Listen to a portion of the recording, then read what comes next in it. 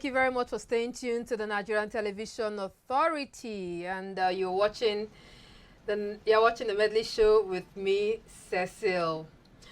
It's Wednesday, and the campaigns, 28th of September, right? The campaigns have officially kicked off. What was that thing that even made you think that, okay, I mean, you could do many things. You can run, you are very good in the broadcasting, you could run your TV station, you could do, private TV channel. Why politics, which is a branch off from journalism.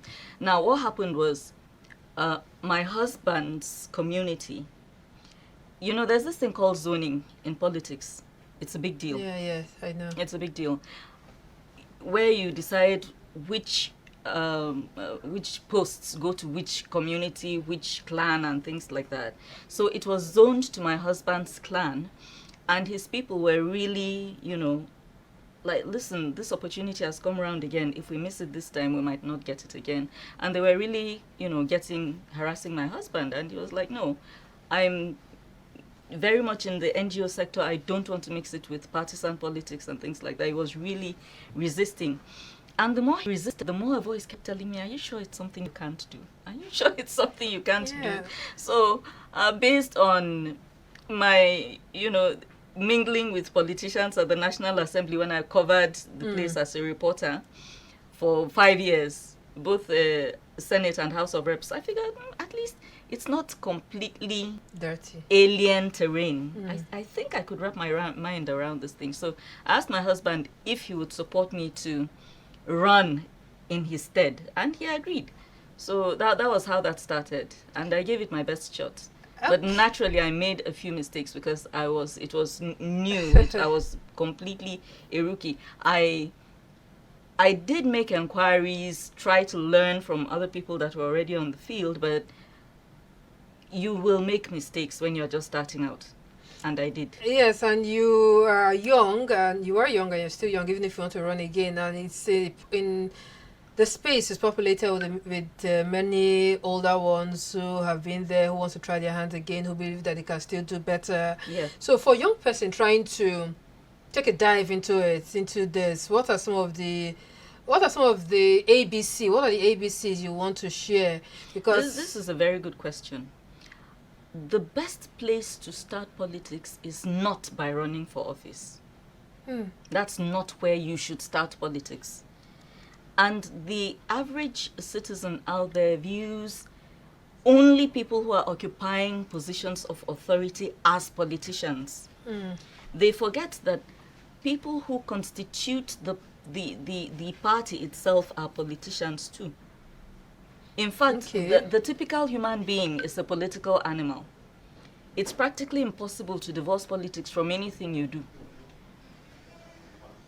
In your interactions with other people, in church, in everywhere. Exactly, it plays out everywhere, and it's people who know how to navigate their way around these things that end up at the top.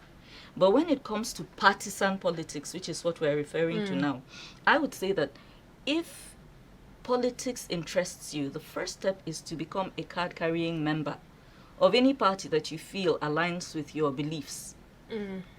Any party you think maybe the most dominant party in your axis, So if, for instance, your party is RBC, or the most dominant party in your axis is RBC, is the strongest party, you can join that party because it takes time to build a party. You can join the smaller parties, quite okay. You'll have more relevance there. You'll have more of a voice there. But it takes time, effort, money, and things like that to build it up, to have the significance to run head-to-head with the already established parties. But number one is be a card-carrying member of any party whatsoever. I thought number one would be that you have to have way with words. You have to, all these politicians, you guys speak very flowery words and you know how to woo.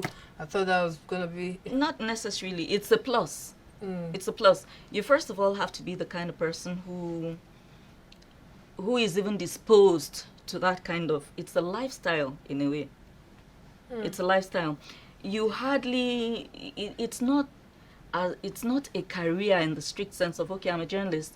I went to work today, I've closed, I've come back, so at this point I'm resting, so I've taken my mind. No, when you're in politics, it permeates everything you do. It even affects your personal relationships on a very serious note. So for instance, I'm in APC. I'm going to be very careful of how I relate with my friends in the PDP. You know why? If a picture of you with a very strong PDP person surfaces on social media, all kinds of meanings can be read into it. Yes, now we say that see them, they go behind it, they'll just be laughing at all of us. The woman is a sellout. She's always pretending. Meanwhile, this person has been your friend from primary school. So yeah, we'll still talk on the phone and everything, but I may not be very happy to turn up at that big birthday party you want to have, because the wrong picture, the wrong message is being sent to my constituents and things like that. So it affects relationships. But still, on how to get started at all. Be a card-carrying member of a party. Get actively involved in whatever your party is doing. You don't actually have to be holding a position in the party like woman leader, treasurer, a deputy chairman. No, it doesn't have to be that before you have relevance in the party. Okay. Just be a member at all. Be active in your community. Show up for meetings. At some point, if you want, you can run for a position in the party. Okay. Since the Not So Young to Run bill was signed in, do you think have more youths, have we had an impressive number of young people? I have not taken my time to observe. So let me not say what I don't know. Okay. But certainly the opportunity has been presented, and I am hoping that more young people are taking advantage of it. Because I know, for instance, that my party went the extra mile to make things a bit more comfortable for those that wanted to buy the party forms, women and youth. Theirs was way cheaper than for people who were just, Okay, well, we're going to find that out in the next feature. The next feature we're taking a look, the first feature for the program we're taking a look at now is facts and figures, data from the recently released list of those running for the National Assembly and presidential elections in 2023. This feature takes a look at young people's participation and, of course, how the number of women involved in it. All right, let's take a look and then we'll be back to talk a little more.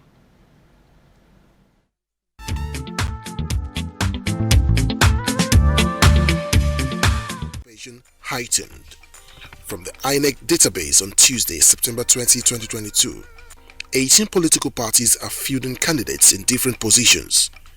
A total of 36 candidates are vying for the positions of president and vice, while 1,100 individuals are contending for the 109 seats in the Nigerian Senate. 3,122 contenders are hopeful for the 360 seats in the Nigerian Chamber.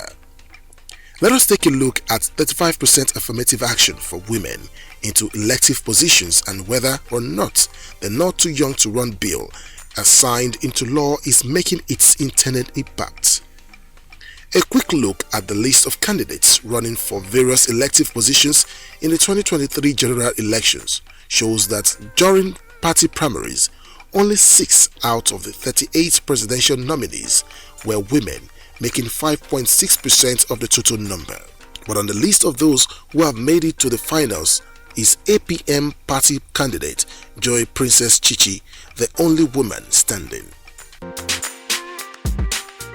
Of the total number of 1,100 candidates vying for senatorial seats, only 92 are women, making only 8.30%. Anambra State topped the 5 states with the highest women participation, with 10 women out of the 28 candidates. Other states are Gombe, Akwa Ibom, Lagos and Ekiti with 19.5%, 17.9% and 14.3% respectively. On the flip side, states like Bauchi, Kano, Sokoto, Taraba and Yobe have no female candidates running for any senatorial seats in the coming election. On the list published by INEC, 3,118 individuals are contesting for seats in the Green Chamber. Of this figure, only 9.1% or 284 are women. FCT tops the list with 10 women out of 28 candidates. followed by Gombe State with a total of 12 out of 62. Lagos, Osun and Ekiti states complete the House of Representatives top 5 with 27 out of 162, 13 out of 78 and 6 out of 37 candidates respectively. The bottom 4 of states with female representations are Kano with 4 out of 202 candidates, Zamfara with 1 out of 66, Katsina 1 of 79, while Jigawa and Kogi are fielding no female candidates at all. With the clamor for younger people actively involved in politics following the Not Too Young to Run bill, which was signed into law by the president in May 2018, the Medley crew x-rayed the age ranges of candidates running for the National Assembly seats with 50 years as the benchmark. Of those running for senatorial seats, 46.40% are 50 or below as of the time the list was published. Of the total number of candidates from Ebonyi running for seats in the red chambers, 65.5% at within the age range of 50, making Ebonyi the state with the highest number of youth participation. Zamfara, Cross River, FCT and Kogi states come closely behind with 63.60%, 62.10%, 61.50% and 60% respectively. On the bottom of the list are Plateau, Ondo and Abia states with 30.3%, while Ekiti stands at 28.6% and Katsina sits at the bottom with 25% of candidates within the ages of 50 and below. The figures of youth participation for seats in the House of Representatives are quite impressive. With 3,118 candidates running, 2,135 are 50 years of age and below. Kano State tops the list with 91.60, followed by Borno, Zamfara, Ebonyi and Ekiti with 82.10%, 80.9%, 80.40% and 79.80% respectively. The bottom 5 of the lineup are Katsina, Jigawa, Oyo and Abia states with 60.8%, 60.3%, 59.4% and 54.3% respectively. With the figures released on the site invalid, some individuals and parties have headed to court for contestation. With the countdown to 2023 already on, it is expected that you familiarize yourselves with candidates and their manifestos so as to make informed choices at the ballot.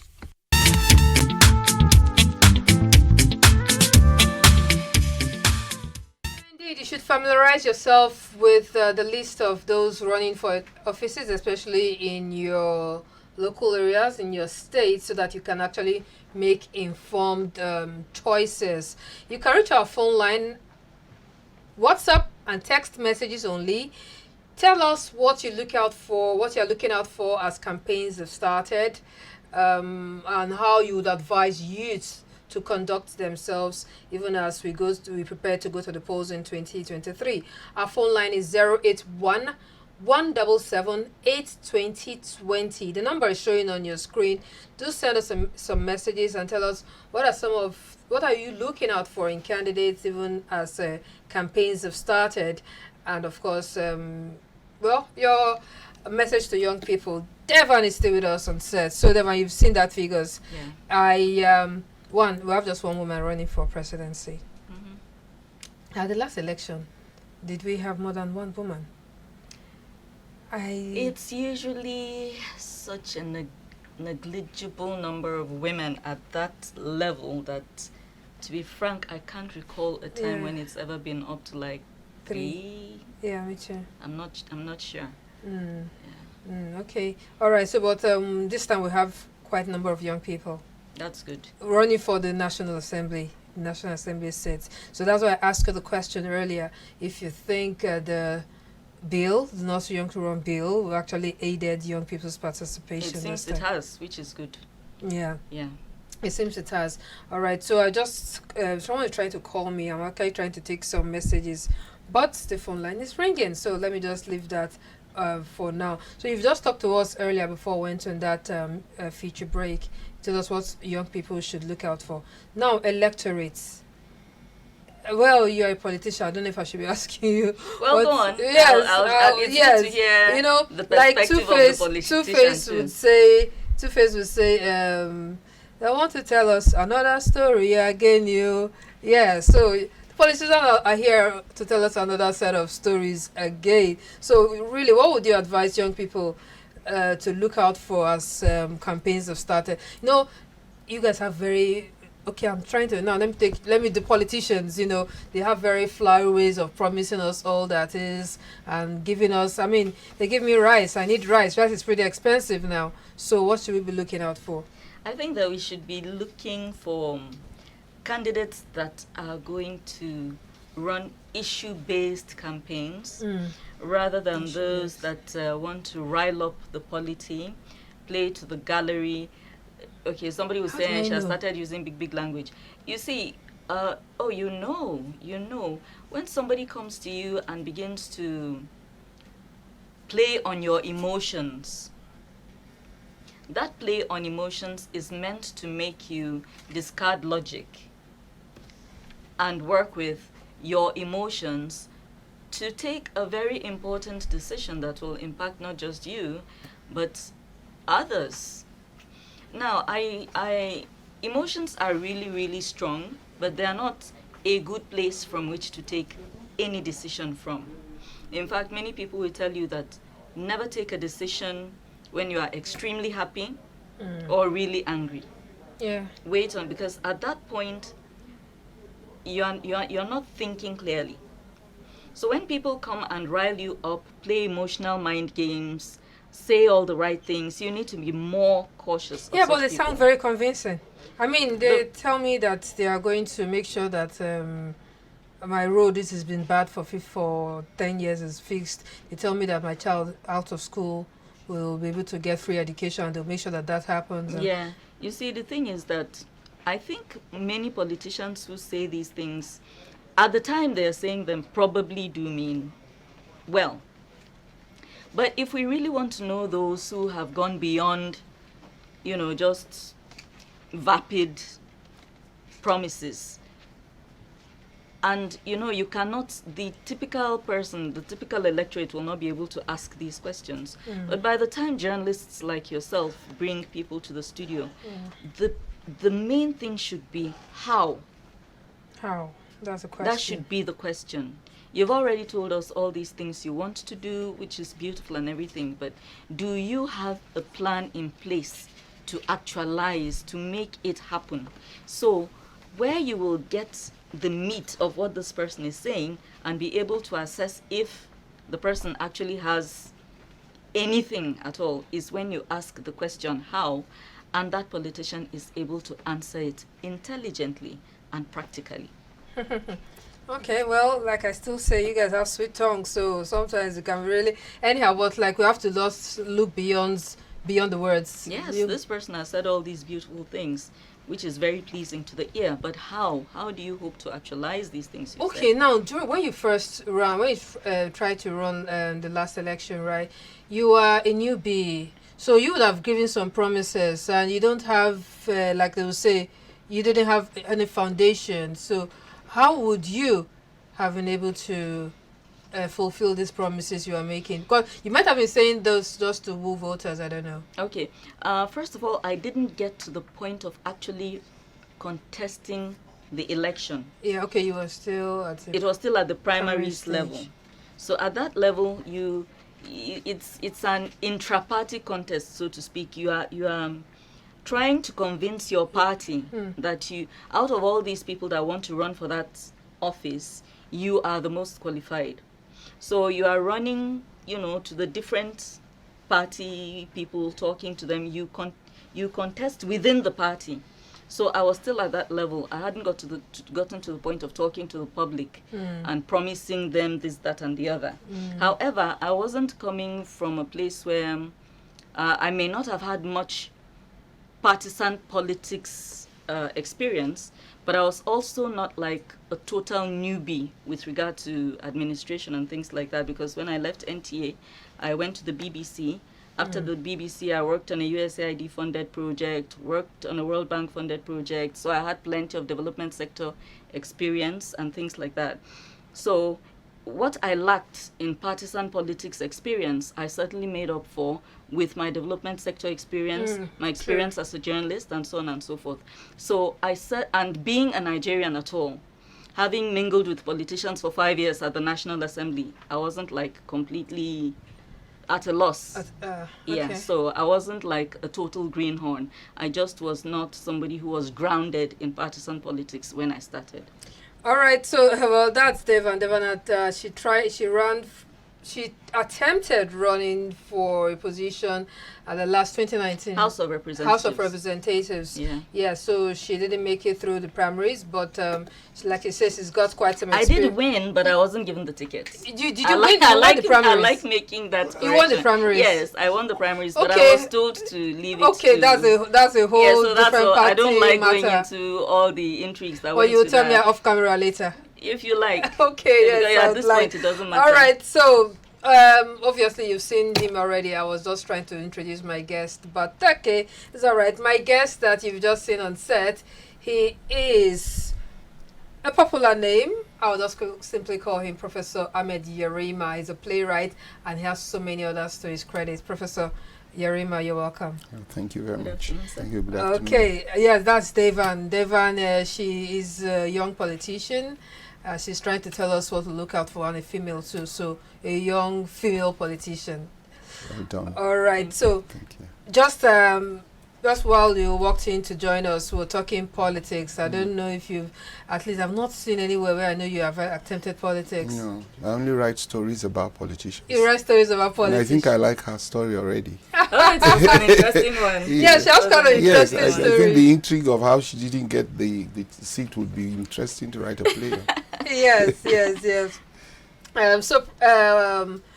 We've just INEC last week released the list of those running for the presidency and the National Assembly, and of course, let me just keep out the fact that one woman is made it to the final list for the presidency, but we see more young people and maybe a little more women than previously involved in the elections this year. What's your take on it when you saw that? It's good development. It's refreshing. I didn't hear too much of what she said, but what she said was very important to me.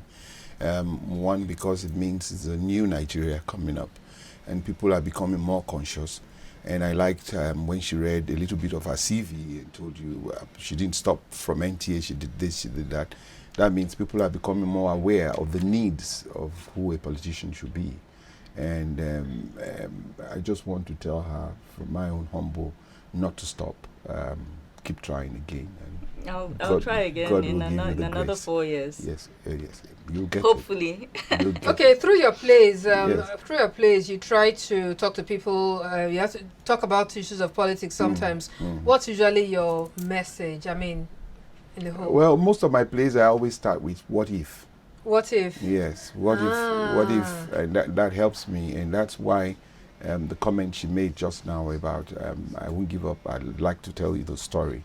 It's that story that I would like to know. What was the real story? Why didn't she get it? And what was it? if? I like And that. so, and then my play now comes into the imaginations and the backstory, and then getting the information from her.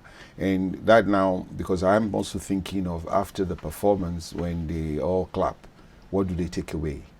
You know, and what do they take away is how do I make sure that what happened to her does not happen to me anymore?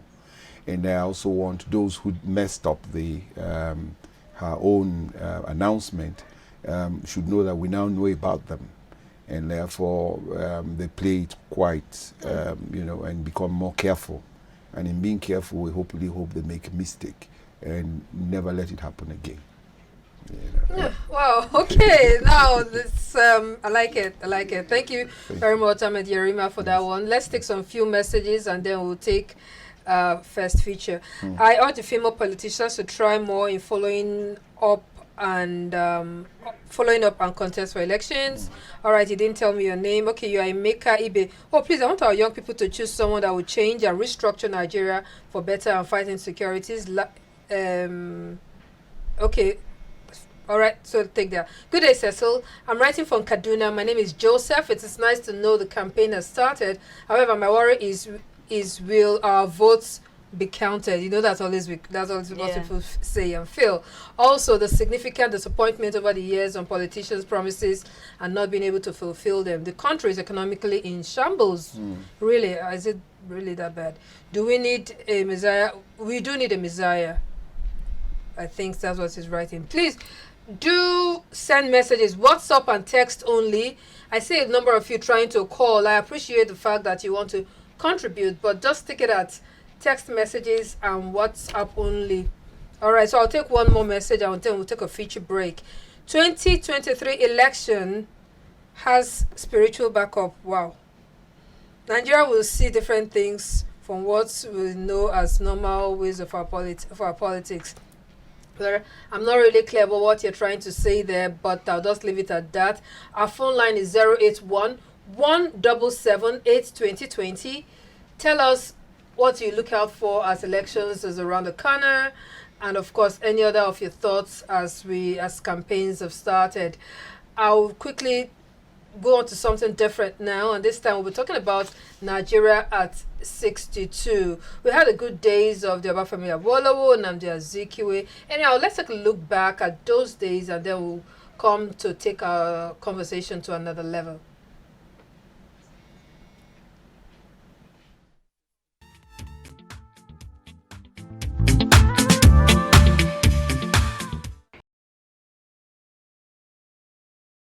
Those of us placed in a position of leadership must be prepared to grasp the nettle. If we unite in doing so, and if, in addition, we see a worthy example and a merit on pace in probity, unselfishness, and self-sacrifice, the people will follow all too readily in our footsteps. Laid bare here was our struggle for independence, regardless of tribe, race, and political sentiments. From the leadership of Obafemi Awolowo to Nnamdi Azikiwe to Tafawa Balewa, Nigerians were all united in the march to independence. Nigeria, a country once known globally for its impeccable ability to utilize nature's gifts. And indeed, our cocoa and groundnut production nailed it. The biggest sector post-independence was agriculture. That was where the pyramids emerged. But apart from the groundnut pyramids, cocoa was one of the country's main sources of economic growth. In the early 1990s, Alhassan Dantata was said to have pioneered the idea of groundnut production. He made it a key part of the Nigerian economy, and indeed it was. But as Nigeria gained and nurtured its independence from 1960 to 1970, the once tourist attraction and symbol of wealth in Nigeria was abandoned and attention was diverted to oil produce. People who visited the former groundnut pyramid site in Kano reported that the land is now a football field with buildings occupying other parts. There lies a country which was once at the verge of becoming a global giant in the oil sector, but alas, it's all been a mirage. Oil was discovered in Nigeria in 1956 and production started in 1958. Within a short time, oil exploration was open to foreign companies. All desired great benefits and growth from the oil, but since the discovery, it has been a source of discord in the country. Oil was supposed to be a blessing, a significant addition to our economic options at the time. Till date, oil remains the biggest distraction because we have not shown the capacity our other resources merit. As the largest producer of oil on the African continent, we are also the only country in OPEC that does not have its own oil refinery. One wonders if perhaps Wole Soyinka was right when he said, "I am convinced that Nigeria would have been a more developed country without the oil. I wish we did not smell the fumes of petroleum." There lies a country whose past leaders have thrived to give it a better tomorrow. Yet, we constantly strive for the yesteryear today. Ajaokuta Steel Limited was established in 1979. Former President Shehu Shagari set the foundation of an integrated steel plant in Ajaokuta. In 1980 to 1983, the administration achieved 84% of Ajaokuta steel plants. In 1994, the Ajaokuta steel had reached 98% completion, but had not produced a single steel bar till date. The steel plant had a capacity to employ 10,000 technical staff and 500,000 unskilled upstream and downstream labor force. The once lofty dreams of Ajaokuta Steel to pioneer Nigeria's economic growth seem to have crept away. With each breath of a passing day lies the hope of tomorrow. The potential of Nigeria is evidently huge. Regardless of our setbacks, the beautiful country we once desired can still be achieved.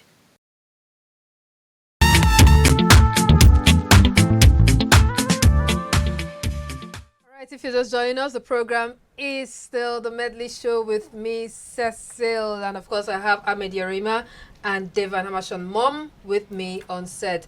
Just before we went on, we took that feature, we're talking about politics, the elections, campaigns, promises, and all we should look out for. And then we'll get to Nigeria. Okay. I next should talk about elections in Nigeria. Name, I'm Saidu from Kogi State. My advice for the candidates is for them to say what they can do when voted into office and not mere promises up and down, as Nigerian youths are not smiling. Okay, I'm praying for my brother, he called no the politician. All right, good afternoon. My name is Ruth. I think women should be given a chance to rule. All right, so so vote that woman that we talked about now, the only presidential candidates. All right, good afternoon. I'm Pelumi from Osun State, Modakeke. Wow, I really gained something from the word of advice she gave to upcoming politicians, because I'm aiming to be one of them soon to make Nigeria a better country. Thank you very much, Devan, for trying to encourage someone. Good day, ma. Comrade Akindele John is my name, from the Federal University of Education, Ondo. All that I want to say concerning 2023 general elections is all about individualism. Some people believe that with more money they can win, and absolutely no. I see a number of your messages. Thank you. Okay, that's WhatsApp. Let me just take a few text messages and then we'll get to talk a little more. We wish more women can participate in politics. Their numbers are not encouraging. Okay, thank you very much. Please do write your name and where you're writing from. I look forward to a free and fair electoral process to avoid it with no violence. Eramos, thank you very much. Let's talk Nigeria at 62. We looked at that feature. We took a look at some of the good days we had, and I saw the Granite Pyramid. We saw the promises of Awo and all that. So I will ask you, Yerima, I don't know how old you were when in 1960, I won't tell you. I won't tell you. Okay, well, you are, I understand you were about 2-3 years old. True or true? True. Who told you? I don't disclose my sources. Sources, yes. I was 3 years old. Okay, good. So I'm older than your Nigeria. You are older than Nigeria. Okay. Well, you can't remember anything then. No. It's very vague. No, but it was fun. It was fun growing up. I think growing up was fun. Well, my father was a policeman, so it was easy for us to travel around the country from one posting to another. So I was able to see Nigeria and know Nigeria. And I think from, if I look at him as a policeman at that time and what he was able to do, and then you now look at the policeman of today, now, yes. I will be able to say a few things. Please don't tell us the day. It's really bad right now. It's very bad. Okay, that's I just watched a movie, Collision Course or something. Okay, Collision Course. And honestly, I cried because I felt, oh my God, thank God my father didn't go through this. And I think we've just gone from bad to worse to worst. And so it becomes a problem for a growing mind. And every day I feel very, very apprehensive. And so I'm happy from the comment you read, talking about people who say I'm ready to go into politics. And like I earlier said, I'm happy to meet my sister here who is determined to go into politics, because it shows there's a new Nigeria coming. People are becoming more conscious.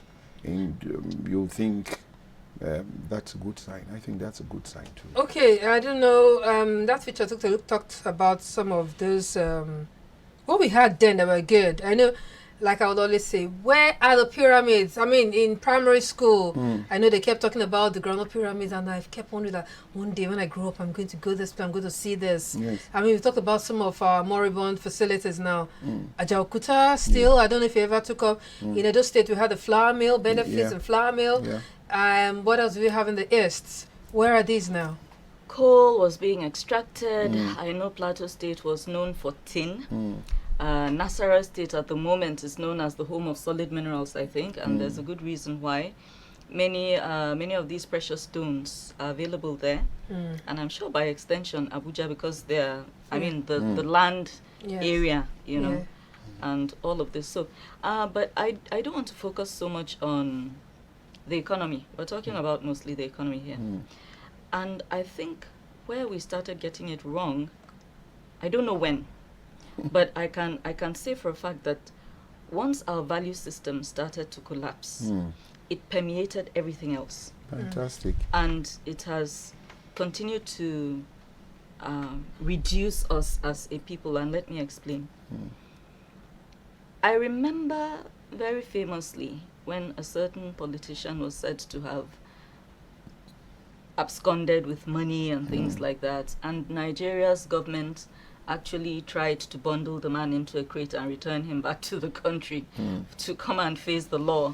Unfortunately, that got bungled and so on and so forth. But there was a time in Nigeria when if you stole money, whether physically from somebody's purse or you just used your position in authority to make off with huge sums of money, you were literally a pariah.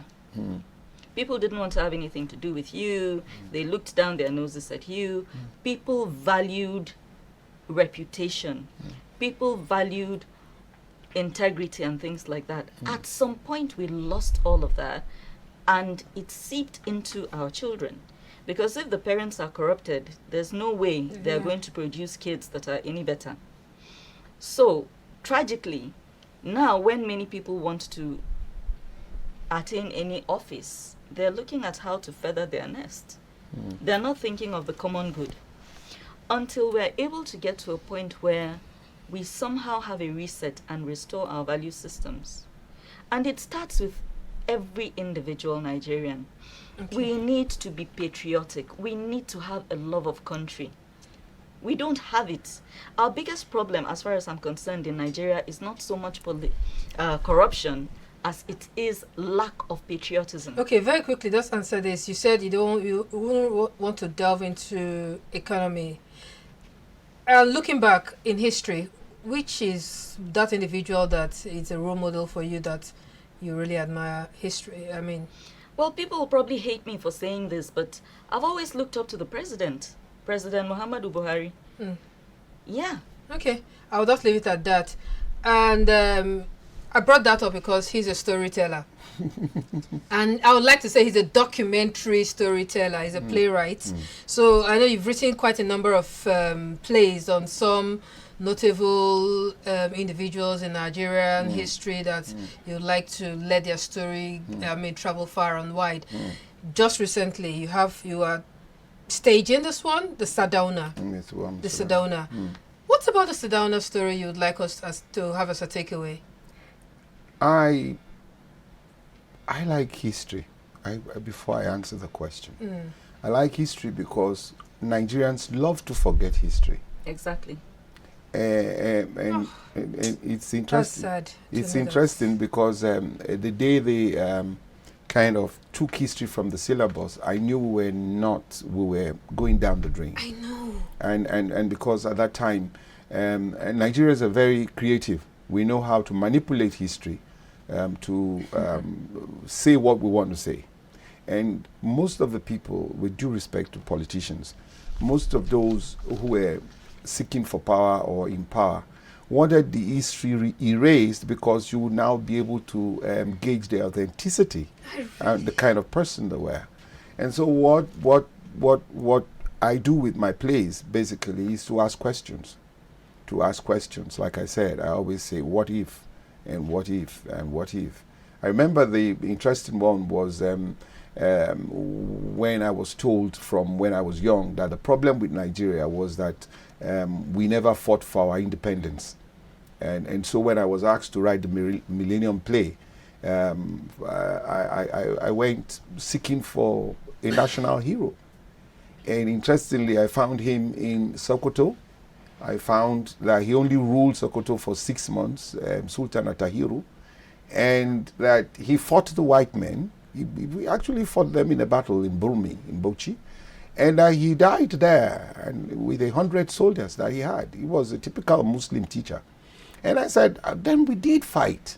And somebody, one way or the other, wanted to erase that aspect of our history, so that we keep thinking that our problems are they have so many reasons for it. Okay. But basically, the reason and the problem of Nigeria is us. All right, so we don't have so much time. I'd like us to still talk a little of Sardauna. Yes. But for those of you just watching, Ahmed Yerima is staging a play titled The Sardauna. Yes. Yes, it's going to hold on October 1st here in Abuja, right? Yes. All right, so just before we talk about it, let's have a look at the promo, talking about the play, and then we'll talk a little more with him. And you tell us why the Sardauna. I mean, you could have done something on someone else. I know you have a couple of some others, but you tell us why the Sardauna. All right, let's take a look at it, and then we'll be back. Sorry. The Duke of Shomolu Productions, in conjunction with the National Troupe of Nigeria, presents Sardauna. Truth, Belief, Sacrifice. A stage play on the first and only premiere of Northern Nigeria, the iconic Sir Ahmadu Bello. Written by Professor Ahmed Yerima, with the command performance at 4:30 p.m. on the 2nd of October and the second show on the 3rd of October 2022 at the Congress Hall, Transcorp Hilton Hotel, Abuja. Tickets are available at Kilimanjaro Maitama, Yahuza Suya, Adid Restaurant on Nor Mosque, or online at ariatickets.com. For more information, Sardauna is sponsored by Sardauna. Truth, Belief, Sacrifice.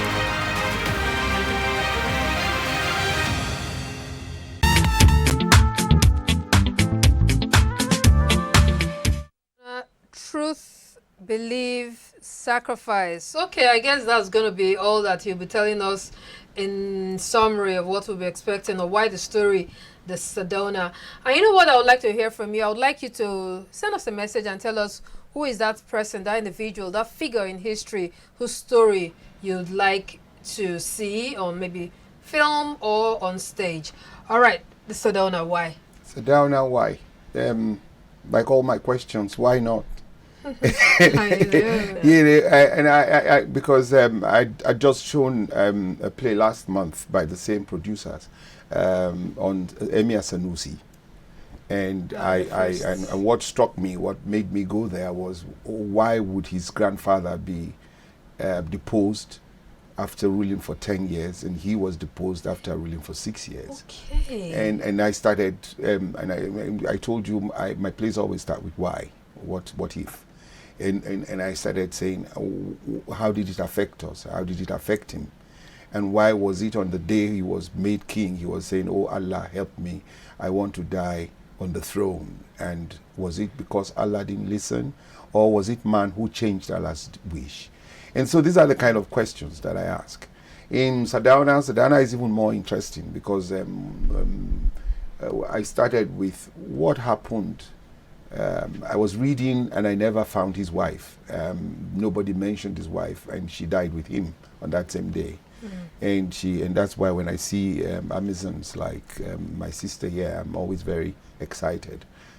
women who are picking up the gauntlet and trying to do what men are doing.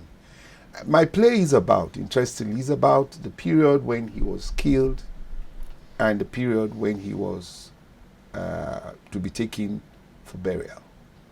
And so what you're coming to watch are two people, Hafsatu, his wife, who gives up her life trying to save him, and him who died, thinking he had these people. And I think the depth of it was, most of our leaders believe, I am for the people, I know what about, but the people may not really want you. And the people may be afraid of you, not love you like you think. And the people may not even understand who you are. And so when you say you're a leader, they're afraid because you are evasively unknown to them.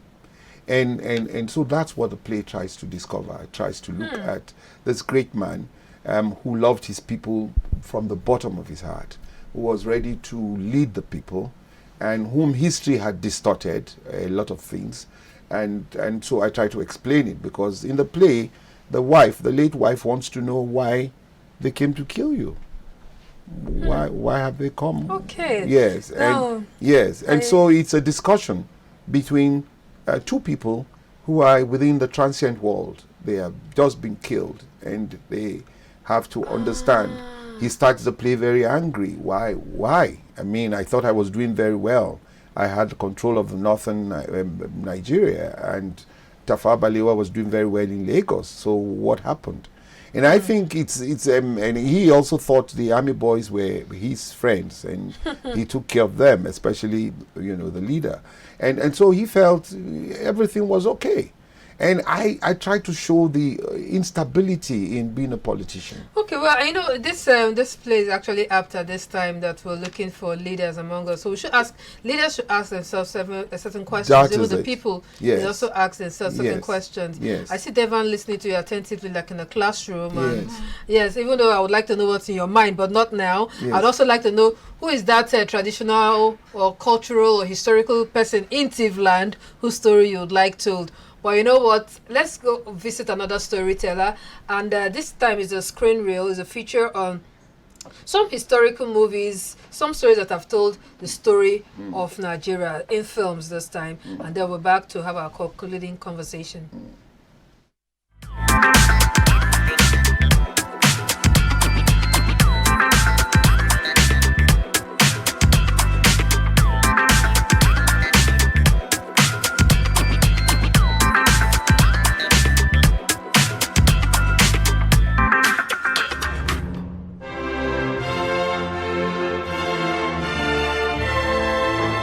There is something compelling about the green, white, green. It is part of our reality as Nigerians. It is part of our collective story. But imagine seeing your reality play out on the TV screen. Again, imagine if Nigeria were to be one big TV reality show. That would definitely be one long show, and needless to say, outrightly mind-boggling. Okay, let's pause for a minute. Can we tell a story of Nigeria at 61, but we do that in the real version? Our great nation Nigeria will be independent in 2 weeks. Let's start with October 1. Award-winning producer Kunle Afolayan's attempt to tell Nigeria's story in the days leading to October 1st, 1960, in an intriguing, imaginative piece. But imaginations are a product of reality, and so the movie October 1 may evoke in the older generation some form of nostalgia for the promises that Nigeria once held at the onset of nationhood. Case closed. Happy Independence. This was shot in 2013 but set against events in Nigeria which took place between 1967 and 1970. This drama film, directed by B. Bandili and based on the novel of the same name by Chimamanda Ngozi Adichie, is a pictorial of a sort on life during the Nigerian Civil War. It plays up the emotions that most Nigerians must have felt in the thick of conflict and violence. It highlights loyalty and betrayal, dashed hopes and faith, and then love. By the end of the war in 1970, it was clear that Nigeria's path to greatness was going to be tougher than most had earlier envisioned. We have to make the right decision for us. I'll take you next to 76, another fictional portrayal of a watershed period in the true story of Nigeria. Imagination again catches up with non-fiction in this reenactment. This is a reminder of Nigeria's checkered military past and what the country lost in her journey. Apparently, the movies have at different times and occasions recaptured.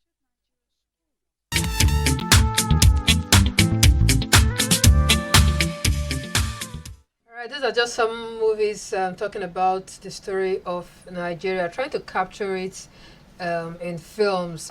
All right, so Devan, let's just pause on that. I wanted to ask you about when Prof was talking, you were listening attentively, and you want to contribute to that, or you want to just tell us about your iconic figure you'd like to see on stage, staged in the story or in film? Well, I would like to see. I would have said that with regard to who I would like to, like have immortalized stuff like that, a story written out about the person, that would be my father, incidentally. Okay. People don't like bringing these things home because we want to be so humble. But the truth is, my father was somebody who did a lot for Nigeria at federal and state level. But because he was also somebody who was he had very old-fashioned values, so he didn't believe in celebrating himself and things like that. He had a very sound legacy, served in various capacities, never took a penny of government's money and things like that. He was one of the last bastions of integrity and things like that. I would love to have him immortalized in that fashion. But apart from that, the reason I was listening to Professor so intently was he touched on something that many people who aspire to lead, it just never occurs to us. The opportunity is there, so I want to take it. And these are my people, so they will support me and everything. But are you loved? You love your people. Do they love you? Do they know you? If they know you, do they want to support you? Do you share the same ideals? Do you have the same dream? And things like that. Most times, I think this doesn't occur to many people who want to run for office, to be very frank.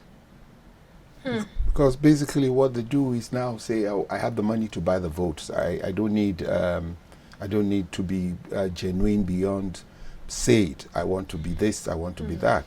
And I think that's how we got into the problem we're in now, that you've said about at what point did Nigerians give up in terms of leadership, distort the whole concept. And like she said, her hero is her father. And you will see the genuineness in her voice. But these days when we talk about a politician, we say, oh, he has a lot of money. Oh, he's going to give us gifts. Oh, we'll get bags of rice. And so we've measured the issue of commitment. And basically, it's a thing about human beings. If I pay for what I am getting, then what commitment do I need to give to you? Absolutely. You understand? I just say, oh, but I paid and I got it. So exactly. So it's a vicious cycle. Yes, though. it is. I have to come in here. Yes, ma'am. Because we blame politicians for giving people gifts and things like that during the electioneering process. Yes. But the same people who complain that you're doing these things demand it of you. Yes. Otherwise, they will not even come out to vote. Yeah. So you're stuck and for some politicians, they're like, don't worry. It should be an election. You have me in a tight corner. Right? Don't worry. Don't worry. Just give me time to occupy that office and you'll see. And that is why you have politicians that are really jaded. Yes, because like I didn't even get to the point of participating in the general election, but even during the primaries, an absolute, I'm sorry, God help me, but every human being has worth, right? But I mean, let's face it, in practical terms, levels day. An absolute nobody will walk up to you and tell you absolute crap because you want one vote. They will insult you for the sake of insulting you, not even because you offended anybody, but because so it's a vicious cycle. Yes, and for some politicians, when they've taken all this abuse during the elections, they go there and they forget everybody till another 3.5 years. I just want to take that as your last word because we are out of time now. But let me quickly take this. I'll be glad if Prof will work on Fabumi, the man who started the Yoruba Civil War, fought for 100 years, Prince Fatuna from, okay? Yes. All right, so that's him. I want to hear the story of late Claudius Ake from River State. Yes. If you know him. All right, Devon, let me just hear your last words and then we'll how we hear yours. If you want to participate in politics, get yourself a membership. Get yourself a membership. All right, Prof, on your show coming up, a quick recap. If you want to understand what leadership is all about, think about the old leaders, the very genuine ones, those who saw Nigeria's independence. I want to see your play. We want to see your play. Come and see my play. At the Hilton. At the Hilton. At the Hilton, I On think. the 2nd and 3rd at 4 o'clock. 2nd and 3rd, 4 o'clock. 2nd Yes. and 3rd, that's Monday and Tuesday. Yes. 4 o'clock. Yes. Ticket, I guess it's ariatickets.com. You can get it. Yes, and some other. yes. All right, thank you very much. And there's the much we can take on the Medley Show for today. Thank you very much for your messages. I see them. I appreciate them. All right, let's do this again next week.